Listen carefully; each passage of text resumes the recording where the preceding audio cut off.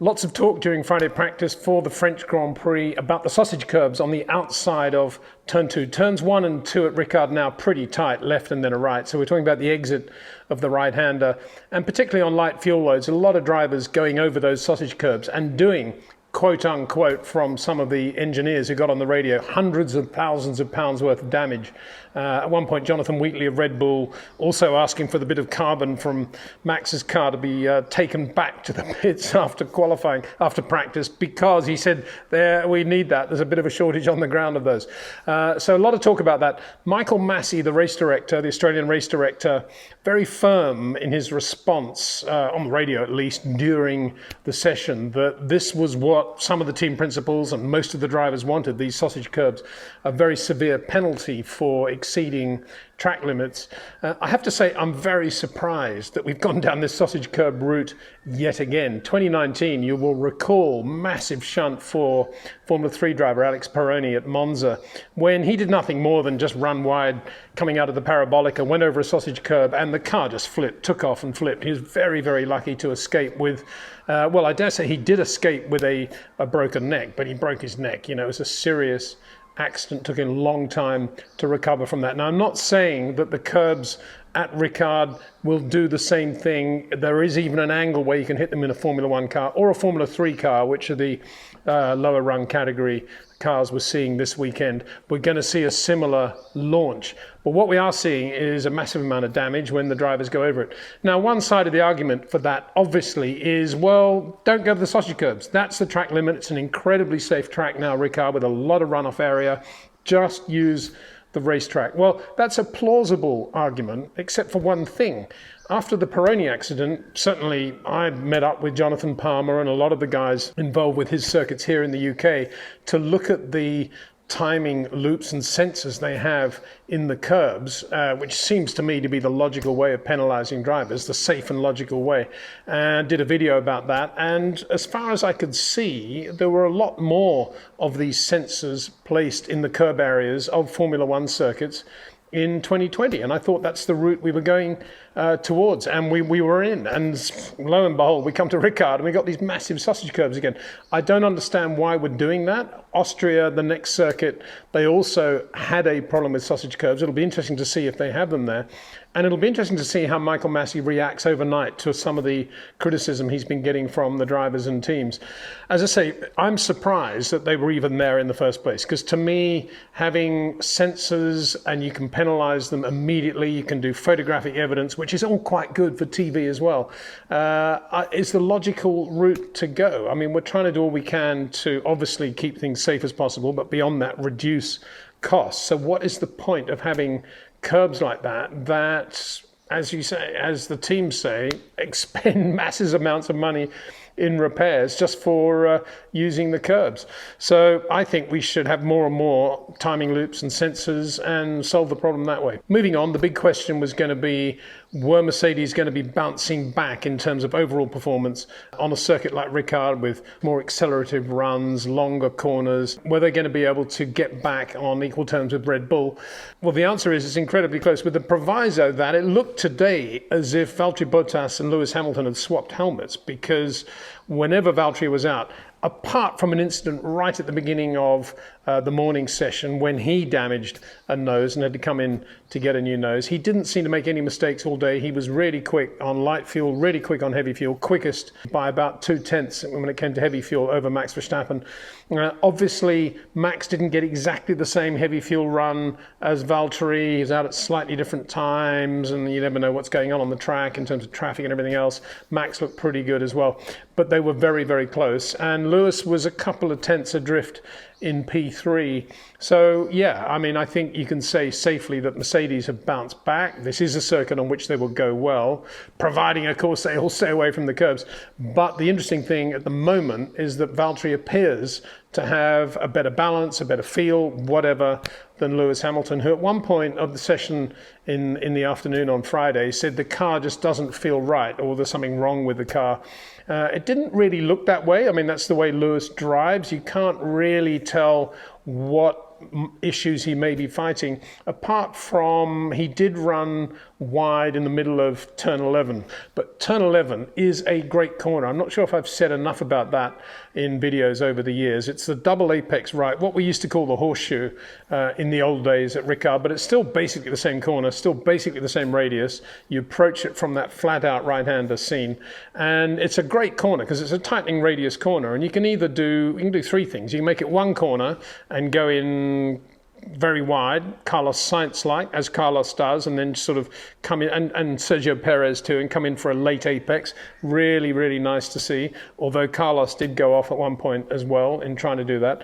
You can do what Sebastian Vettel does, which is say, well, I'm a V driver, I'll go in early, but then I'll brake to a slow minimum speed rotation in the middle of the corner and then do a straight exit. He went off as well trying to do that. I say went off, ran wide trying to do that. Or you can do what the finesse drivers are doing. And I include Fernando Alonso there today. He looked fabulous through there, I thought. But obviously Lewis and Valtteri, Max, Fernando, as I say, compared with Esteban Ocon, I thought Fernando looked really, really good through turn 11. And what they're doing is going in, getting in pretty tight early on, and then they're just massaging brake pedal against steering input to get the car stopped for the next tight right, but they're doing it using a much shorter corner than a Carlos Sainz or a Sergio Perez. So that's the difficult one to do. And a couple of times we saw Max running wide coming out of there, not getting quite enough mid-corner rotation. It's that mid-corner extra turn in the middle of the corner you need to be able to do if you're going to go the finesse route.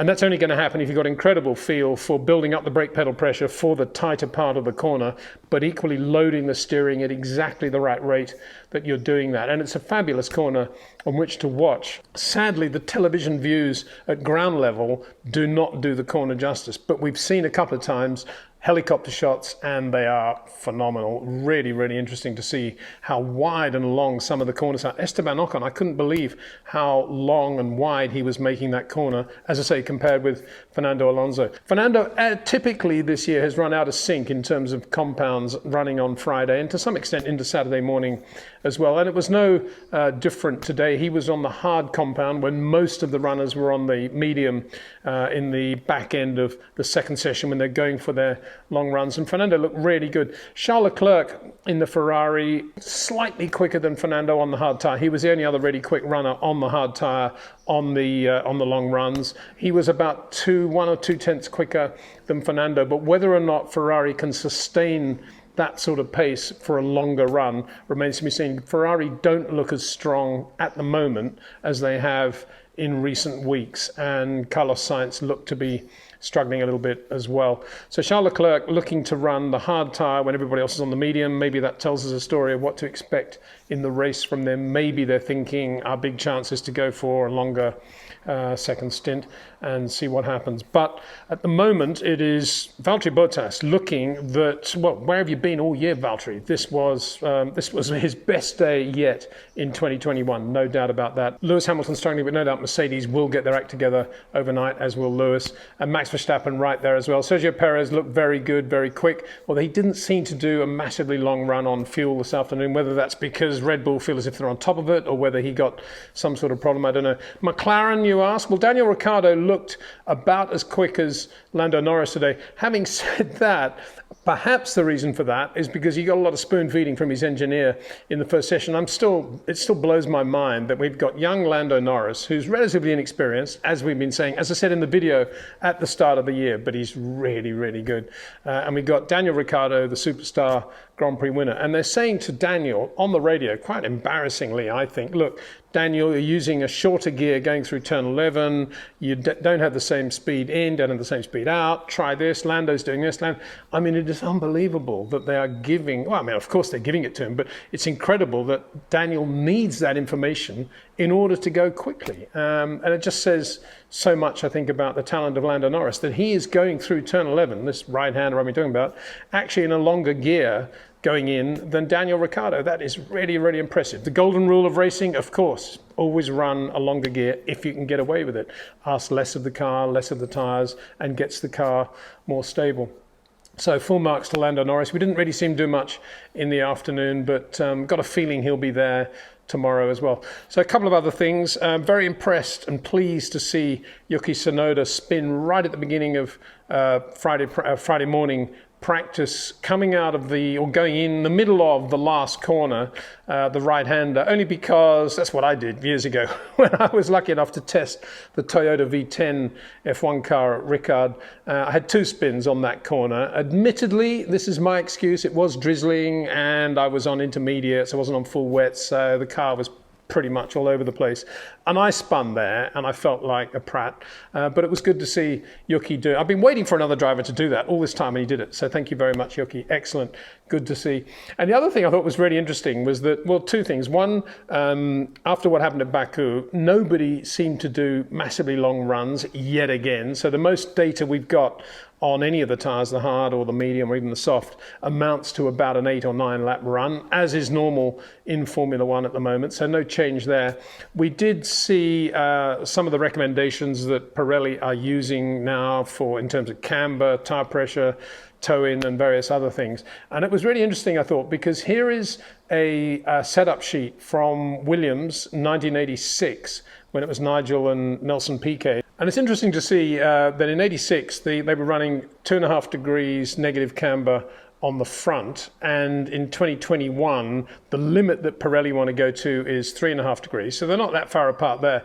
And back in 86, we were only running 0.5 degree negative camber at the rear, whereas Pirelli in 2021 recommending no more than 2 degrees negative at the rear. So they're not that far apart. I think very different cars, of course, but if I think about 86, 87, I think about turn 11, the horseshoe, the right-hander, and the difference between Nigel Mansell, yet to win a world championship, who was short corner, early, finesse massaging mid-corner, and Nelson Piquet, who was sort of Carlos Sainz, Sergio Perez, long corner, late apex, already with, of course, 2 world championships behind him. Tomorrow will be another day. It's beautiful at Ricard, sun shining, lovely part of the world. Circuit looked good. Circuit looked exactly as Bernie Ecclestone always wanted to look when he bought it, which was pristine with nobody there.